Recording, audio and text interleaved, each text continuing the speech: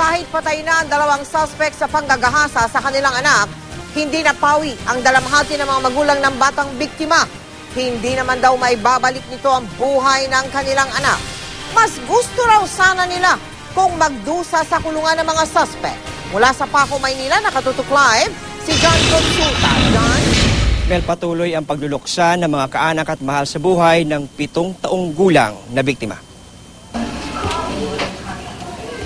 Nagdadalamhati pa rin ang magulang ni Ernica, ang 7 taong gulang na hinalay at pinatay umano ng mga akusado na sina Cecilio Bacolod at Roderick Solivares. Bagamat patay na ang dalawang akusado, di pa rin mapawi-pawi ang matinding pangungulila ng ina ng biktima. Doble sakit daw ang kanya nararamdaman dahil ang isa sa mga suspect pinagkatiwalaan pa niya para sumundo at maghatid sa eskwelahan sa kanyang anak. Oo nga, namatay sila pero hindi na nila may babalik yung buhay ng anak ko eh. Hindi nila kayang tumbasan yung nangyari sa anak ko.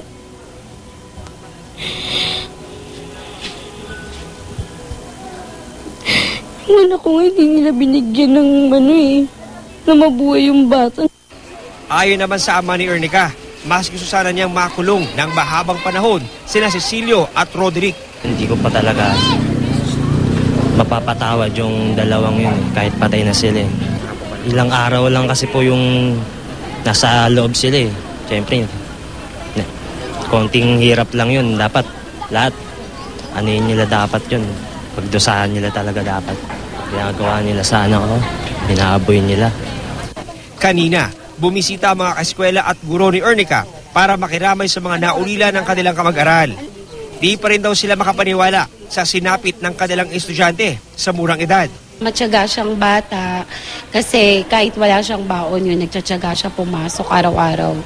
Masipag. Gusto niya maging teacher kasi lagi niya dinodrawing. Sayang. Nalulungkot talaga ako. Magkakaroon talaga ng malaking adjustment. Lalo na to maliliit ang mga batang grade 1, dapat magulang talaga ang susundo. Huwag iaasa sa mga pedicab driver.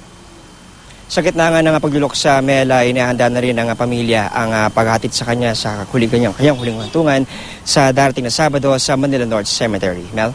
Maraming salamat sa iyo, John Consulta.